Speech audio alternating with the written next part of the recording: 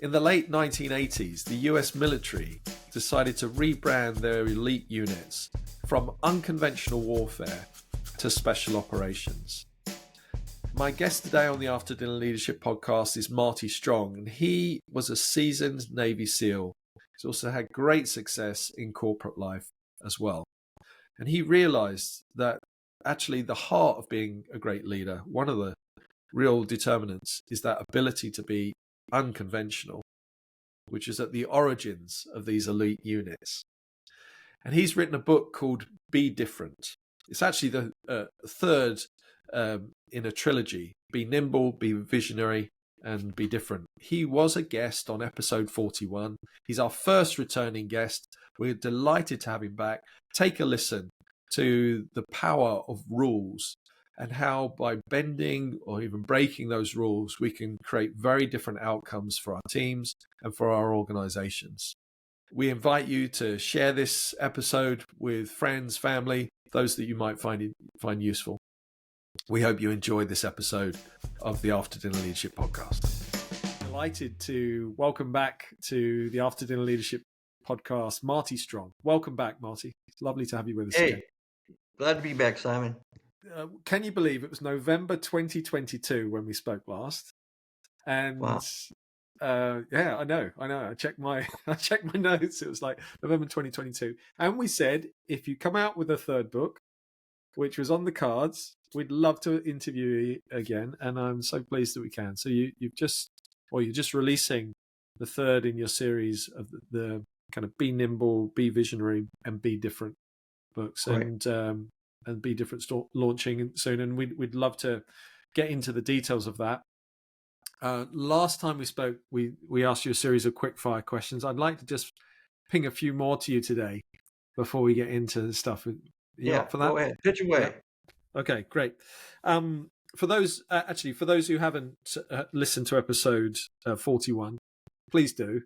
But for those who haven't, just give a little brief introduction to who you are and the organization you work for now. Okay. So I spent 20 years in the Navy SEALs. I was an officer when I retired, combat veteran, went to work for United Bank of Switzerland as a portfolio manager for 8 years after getting out of uniform. And then got into counterterrorism after 9/11 and eventually worked my way into corporate leadership in a couple of different companies. And then eventually around 2009, I ended up in an ownership position with another entrepreneur, and we started building a company, which I still oversee today. And other than that, I do motivational speaking and I write books, and just have a good time. Great. Super. Well, we'll jump off. We'll be different today, shall we? We'll come away from the career history. I've got a few questions for you. First off, what's your go-to karaoke song? Unchained Melody. Oh, Righteous Brothers, not Elvis version. Yes. Yeah. No, I know it. I love it. Great. What's a gadget or tool that you recommend to others? Swiss Army knife. If you could speak any language, what would it be? French. Which book from your childhood was your favorite? It was The History of the World by Will and Mariel Durant. It's an old book. I think it's from the 20s, but my dad had it, and it covered pretty much all of Western civilization. Yeah. Big, thick book. That's it. And what motivates you the most? The desire to influence in a positive way, somehow improve or assist the improvement of people I know, organizations I'm with. Right. Thank you. That gives us a nice insight. Let's go back to the Swiss Army knife. Is there a particular feature of the Swiss Army knife that you would recommend? Scissors. Nobody carries scissors around. You can always find somebody with a pocket knife. You can kind of find a tool or screwdriver. You can find a lot of stuff, but it seems like you always default to the scissor option when you have those things because it's very handy to have. I was really annoyed once going through an airport. I'd forgotten I had this little tiny Swiss Army knife that I was gifted by a client, and I'd forgotten I had it in my briefcase. Yeah. And I had to surrender it. and I was really gutted because it was a really nice, only a short little blade, but it was really handy for just little things. It had its own little pair of scissors and everything, and kind of the tweezers and stuff. And yeah, I had to surrender that. I was really annoyed with myself. Yeah, I've got three. I've got one in Yeah, a day pack I carry around, and I have one in the house, and I have one in my car, my FJ yeah, Cruiser. yeah. Nice. Wonderful. Well, again, when we met last, we talked about 3 leadership lessons which you wish you'd learned earlier, and I'll just play those back to you. So the first one was about recognizing there's something around isolation when you become a leader, and preparing for that relationships change. Second was recognizing that respect was more powerful than positional authority. And then the third area was fairness and wisdom trumps analysis and cold logic. Yeah. Sounds pretty wise, doesn't it? Do you remember? I sounded like a smart guy back then. Great. And now the third book that you've looked at, it be different as or emphasis around creativity and innovation. And I'm really interested to know, what do you wish you'd learned earlier? Now you've gone through this process of writing that book, particularly. What are some of the things that have come out for you? I think what I learned was in the leading up to the book, when I was working with an organization called Best Robotics, and eventually was on their board, which is a very innovative organization. I think what I realized was, I always thought, like most people, that creativity is kind of like DNA. It's like somebody who's really good at math or really good at playing a violin. It's not for everybody.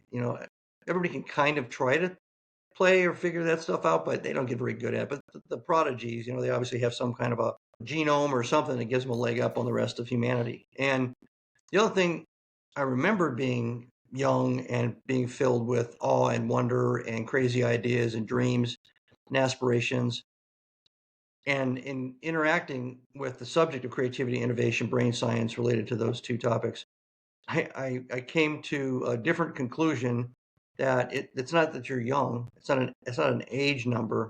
It's that you are kind of, your creativity and your innovation and all those youthful feelings and thoughts are pounded out of you by institutional learning and the construct of family, work. Basically, you can never stand up and say, "Hey, I want to be the lead bass player in a rock band," without having 15 people tell you, "No, that's impossible. That's a dumb idea." Because that's the reality most of us live in, right? And Yeah. then so you shut those things down. And as you get older, the sad thing is, you start to think that it's gone. It was only a factor of being young, and you Yeah. no longer have the capacity, or the ability to do that. So that really surprised me as I was going through the journey, both prior to this book and also, in the writing of this book. Yeah. What specifically did that unlock for you? I think what it did for me personally, Yeah. I'm a very creative person, and as I write about in my books, I try to start with intellectual humility so I can kind of clear my mind and see the world the way it is, deal with real facts and reality, and then look everywhere, not just look down a narrow channel of my own choosing. And I realized that somehow I had figured out a way to kind of regain that creativity of my youth somewhere along the lines as an adult. I kind of remember when it was pounded out of me. I think the SEAL teams had a lot to do with it. As I start in the book with, I said that the SEALs, up until the late 1960s, early 70s, were referred to as unconventional warfare. Yeah. And unconventional thinking is to not think like everybody else. And for special operations, it's because when there's a standard mission, you have conventional troops that have a conventional answer solution to that standard conventional mission. But when some crazy Mission Impossible thing comes up, you don't have a unit that's kind of aligned with that. That's where these special operations, unconventional warfare experts get involved. So learning how to be unconventional as a thinker, that kind of, I think, kind of grounded me again in my 20s, and definitely into my 30s, when I was doing a lot more mission planning as an officer. And I carried that into my commercial civilian Yeah. life after being out of the uniforms. And I didn't realize it at the time, not the way I do now after being with Best Robotics and all the study I did for the book. But I was lucky.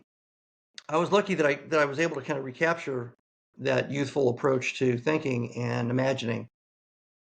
Yeah, I love the way that you've described that. One of the things that I've become a bit more aware of in myself recently is that I really like seeing ideas in front of myself. I've known this for a long time, but I've linked that back to this idea of creative work. I mean, the whiteboard behind me, 10 minutes before we started, was full of writings and drawing and something that we're working on with a client at the moment. And I find that so much more energizing in terms of being able to see that. But there's also the artistry aspect of it. It's not just writing on the board and seeing the problem in front of me or the opportunity that we're trying to realize. But there's something about the drawing and the tactile nature, which I've never considered myself a particular artist. But there's some, as I create pictures and create the metaphor visually on the page in front of me on the iPad or on the whiteboard, I find it really helps my ability to see things differently and to try and think differently about what the solution might be, rather than just replay what we've always done or that we've done Right. for clients before. I was just in a meeting last week where I kind of come to a bit more of a awareness of that being a very important creative aspect, but also reflective part of my practice. Is actually drawing and writing stuff down, not just thinking about it. Well, it's an expression of conceptual thinking. Yeah, And my father was an artist, so I learned how to draw. He didn't really teach me that much about painting, but I definitely knew how to do all the basics of art drawing, and I was in art classes because of that. That's helped me, especially things like tactics. When you're in the military, to be able yeah, to, if you say the words and you stand there and you talk them out, they've got to imagine in their head what you're talking about. They have to come up with their own three-dimensional relationship to the words. But if you can get up there on yes, the board, you can kind of throw it up there in a way that looks right and makes sense. All the light bulbs start going off, right? yeah, And business is no different, because business is tactics and it's operational planning, and it's so being able to do that is a great kind of second capability attached to your natural capability of being creative and innovative. If you're creative and innovative, you can't express it. yeah, It's frustrating, I think. yeah. Really good point. I feel like maybe we've got into the be different thing, but perhaps we could zoom out a little bit for just a couple of minutes. And could you just talk us through the arc of the be nimble, be visionary, and be different, and kind of how they're connected, and why you chose these three topics, and why the be different one is the third in the series? Could you give us some insight into that? Sure. And this is where it'd be self-serving if I said I sat down one day, I had a master plan of 3 books with a story arc and all that, and I didn't. Right. So Be Nimble was all about leadership and the dynamics of leadership in what I would call crisis or chaos. And sometimes it's externally applied to the business or to the organization, and sometimes it's an internal dynamic that's going on. So scaling a company and trying to grow rapidly, and how it stresses the strategy, the operations planning, the resources, the people, and the ability of managers and leaders to cope. And so all these things get fractured. And when the people at the top say, "Hey, we're going to grow by 35% this year, go," and then everybody goes, "Right." And then all the wheels start falling off and things are shaking and wobbling. So that's what that book was about. That was about my observations as a leader in organizations where I experienced a lot of this. The second book, it was about strategy. The emphasis of the book was vision is more powerful, and you should be focusing on a vision and creating a vision and establishing a vision first, conceptually. What do Yeah. I want to do? What do I want to look like in 24 months? Personally, professionally, you do it as an organization. And you want to look out and push out and practice doing that. And you want to look around the horizon 360 degrees for any threats or opportunities. Then you come back and say, all right, I know where I want to go, or I know what I want to avoid. Now, how do I back plan from there? And my strategy is to avoid this or to seize this in 24 months or 36 months. Then you back plan your operational plan to achieve that end state on the horizon. Yeah. So you do the first thing first, then you work back from the established objective, as opposed to you take last year's operational plan, you flop it forward and add 10% growth, and you call that a strategy. That's nothing. That's just enhancing the current operations plan, right? Yeah. And I push in that second book that optimization enabled by technology has focused everybody to look in the rearview mirror, to meticulously measure everything that happened before. And it's kind of like you're studying the wake behind your canoe and not looking that you're about to turn and you're going to go down a waterfall because you're so Yeah. focused on how have we been doing, where have we been, that you never look ahead and realize you're about to run into a problem or Yeah. you're about to go right past an opportunity. So that's the second book. Be Different it was derived from my experience with Best Robotics. So I came in as a pro bono assistant on the strategy development, eventually got on the board. Be Different was really my expression of all the stuff that I learned, and especially the brain science component where you don't have to be 6 years old to have a high score on a creativity test. All you have to do is realize that the brain that you have right now, unless it's inhibited by some medical problem, the brain you have right now is fully capable of the same thing that that 6-year-old was capable of doing when it comes to creativity and innovation.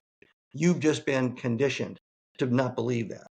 You've been conditioned to work on the to-do list function of the brain and not the exploring, wondering, thinking about the future, thinking about what ifs part of the brain. But Yeah. you can relearn it, and that's essentially what the third book's about.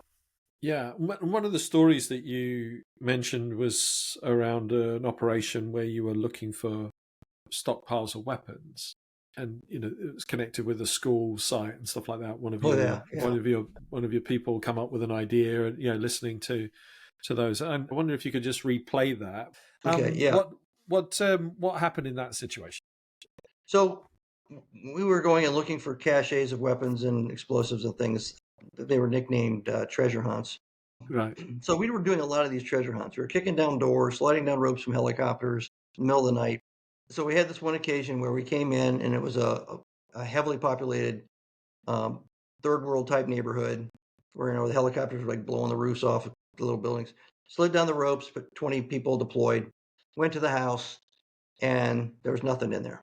So we walked out of that and we felt like a bunch of idiots. And then we had to walk down the hill through all this stuff to get to a big open field, which was a soccer field next to a school. And the helicopter was going to come back, and presumably it was going to be taking on whatever we discovered and loading it up and everything. But when we got down there, and I called for the helicopter, it was delayed. So we basically set up a security perimeter out in the open, and the locals all started kind of filtering out of the community. And so we're in a circle, and all these people are surrounding us, probably about 200 people. And one of my guys comes up to me and says, "Hey, boss, that kid over there says that school right there is filled with weapons. That the bad guys put the weapons in there." So I told him, "Go find an adult and or find the kid's parent, whatever, and Yeah. see if it's real or not." And came back and said, "Yeah, they say that the bad guys have been keeping the weapons in there because the Americans are never looking there." So I took half the team. I stayed down below and sent half the team up there just to take a look, and it was filled with anti-tank rockets and hundreds and hundreds and hundreds of rifles and tons of ammunition. And so then we called in. We had to get a bigger helicopter than what we came in on. And the Army came in with a big helicopter, and we started loading crates and crates of this stuff. And it was all because we basically just stumbled into an opportunity, and we didn't try to fight the reality of the information. We said, "All right, let's check it out. Let's go see what we can do." Yeah. Yeah. Meanwhile, the other one was highly choreographed, rehearsed, briefed to a general, and everything was a complete bust. Yeah. The cool movie version didn't work. Yeah. I mean, if we can break that down, there's a point where you could have not listened to the guy who'd got the intel, I guess. It's like, look, we're done. How do you stay open to that data? Because I guess the core, we bring this back into commercial enterprises. It's like, I'm the boss, I'm the manager, I'm in charge here. Yeah. I've got the oversight of what's going on. And then there's this voice or this lone bit of data coming through. I just wonder how do we stay open to So that type of thing? there's two aspects to it when it comes to SEALs. World War II, Korea, Vietnam, SEALs were more successful when they took information that they found from unconventional, unlikely sources and acted on it than they were when they took information from the quote unquote intelligence professionals and tried to act on that. That's one thing. The second thing is in the SEALs, everybody is treated with the respect of a warrior. There's really not a big pecking order of rank.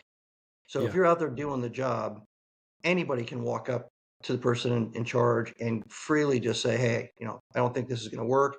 Hey, I just heard this. And in more stilted military organizations, you'd never be able to do that. You may see something bad, or that kid could have come up there and said something, but you never would have gone back with that. So in business, the same thing can apply in that you get so focused on your information sources, personal and professional, that you forget that's like you're looking through a straw. You've chosen to, whatever your industry is, whatever your function is, you've chosen to believe everything you've ever been taught, everything that you learned in school, everything that you've done successfully up to the point in time that you're sitting at. And then you have the choices for your information inlets, the shows you watch, the books you read, the people you'll listen to, and the other people, real people that you'll ask opinions of. And you channel all that down, especially the older you get, you tend to start believing that you've got a system down or you've got a formula down. And Yeah. all of that actually just puts blinders on you.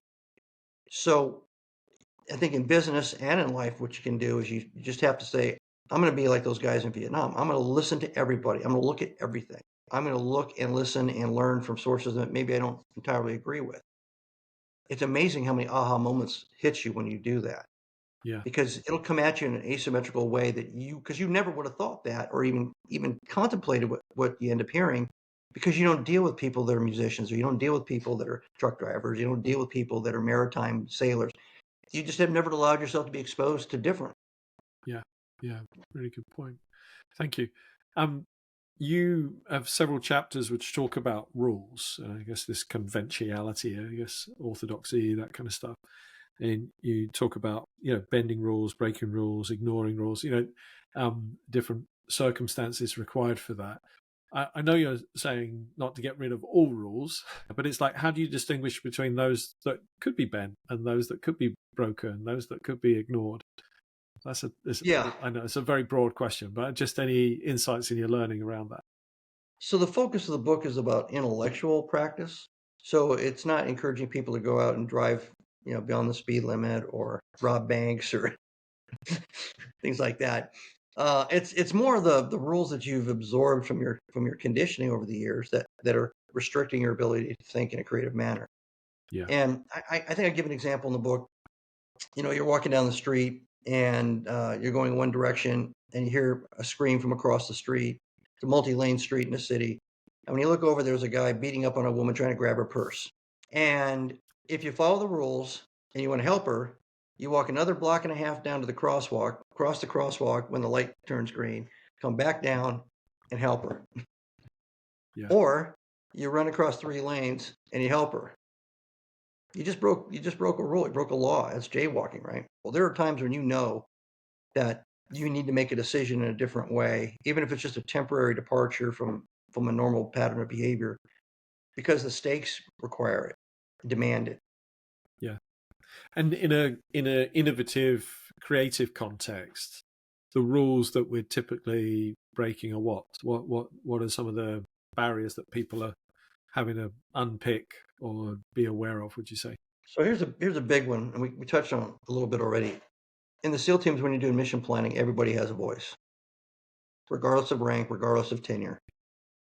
Everybody has a voice, because you never know which smart kid in the room is going to come up with the idea, the way. And if you don't do that, then you end up with 3 senior people that are doing it the way they've always done it, and a bunch of smart people in the room sitting there with their mouth closed going, that ain't going to work. Yeah. So I think that in one of the rules of decorum, of communications and hierarchy and authority structures in organizations and businesses, maybe even families, you should let everybody have a voice. And I think I put in be nimble, everybody should have a voice, but not everybody has a vote. That's the difference between your accountability and eventually you got to make a decision and act, and you're responsible for it, for whatever the outcome is. But listening to everybody, listening to the insights and the inputs, having people deliberate, having somebody get up and facilitate on a whiteboard and have everybody just throw stupid ideas out in all kinds of directions, and then slowly kind of work its way back into something that's practical. You're not going to get that from people if you treat them kind of like in a military structure, which, believe it or not, businesses are very militarized in the way they deal with people. you join a business and you're told where you can park your car. You're told, here's your cubicle. Don't go up any further than the fourth floor because that's where all the middle management are. Definitely don't go to Yeah. the fifth floor because that's senior management. And if you go to the sixth floor, you're really in trouble. That's the C-suite. And lunch is from this time to this time. And if you leave your cubicle, you have to put your sport coat on because you can't walk around with just a shirt.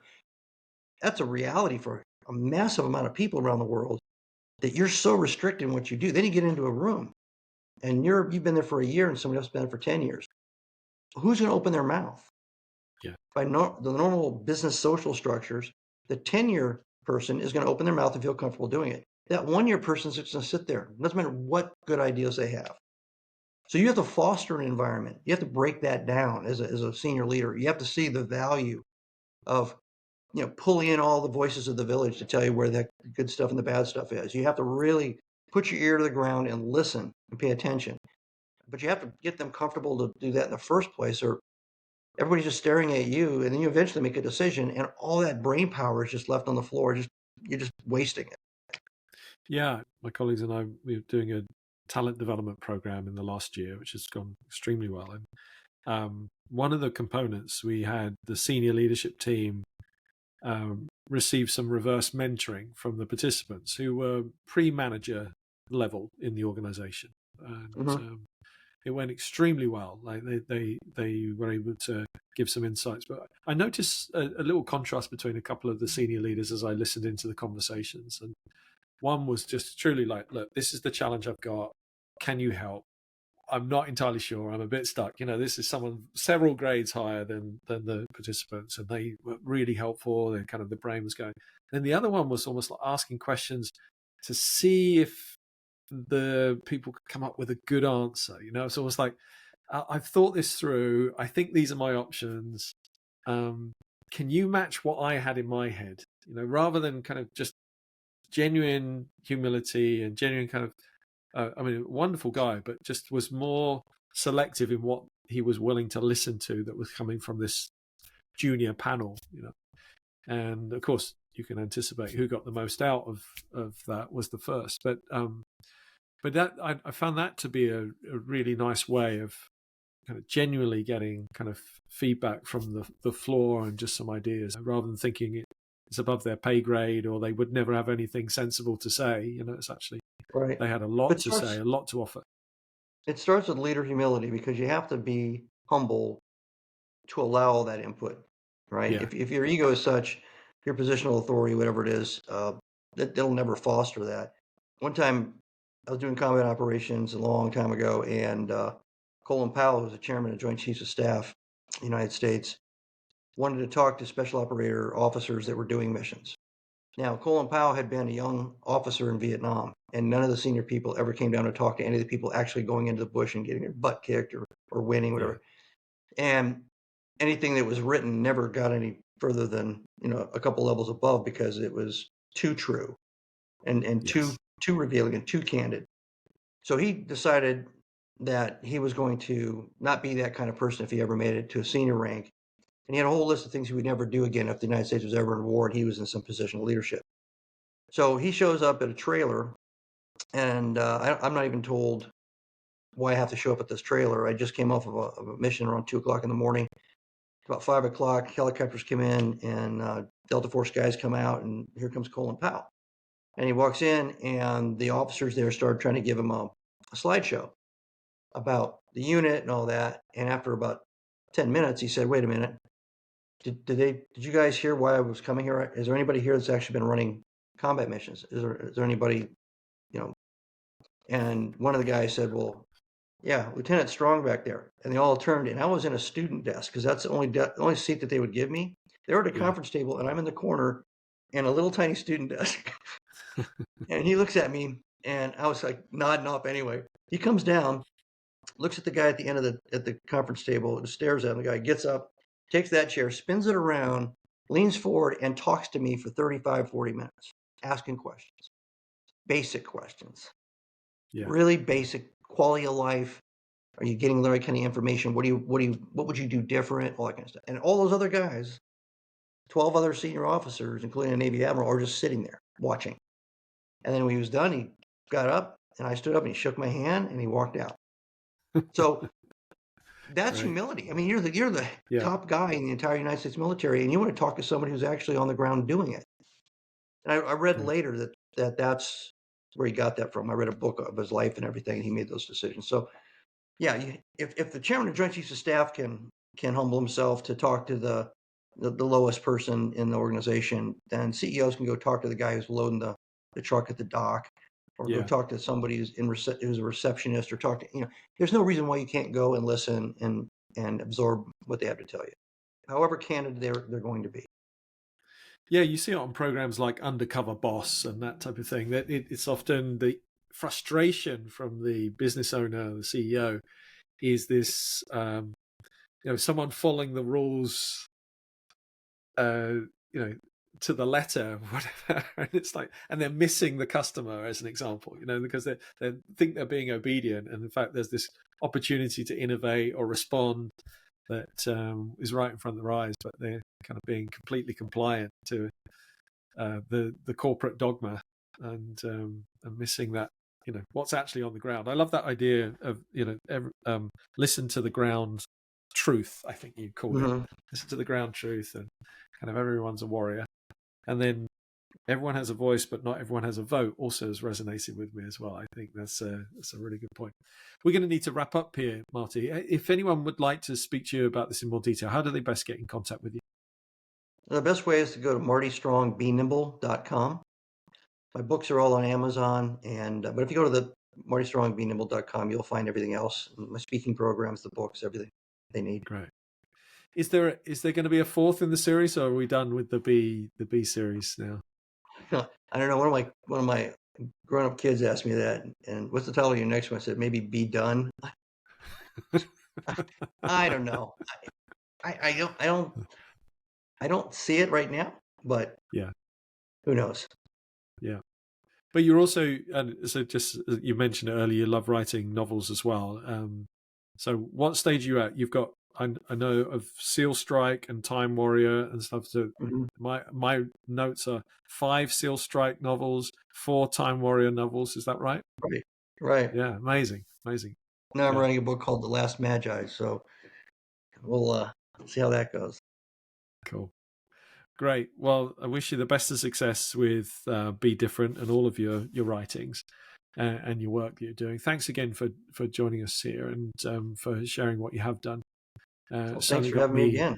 Got me thinking a little bit differently myself, and thinking about my team and how we can best stimulate this kind of unconventional way of looking at the challenges that we face. So thanks, Marty. Really appreciate it. Sure thing. Okay, great. Thank you. Our after dinner leadership conversation is finished. Our guest has left, and you're still here. Now, of course, you're very welcome. I'm glad that you found the conversation to be engaging. There's a few things that I'd like to ask you to do before you do leave.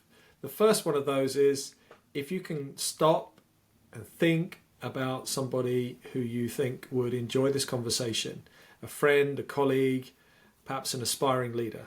The second thing is to stop and hit subscribe or follow. And then the third thing is to start doing something. Perhaps there's a little idea or a concept that we've been discussing today that you think you could apply even a little bit tomorrow, tonight, and to put it into action. I encourage you to use this as a catalyst to do something different, do something more interesting, do something more exciting. And thank you so much for joining us. And please tune in again for another after dinner leadership conversation. You can leave now. I need to go and do the dishes.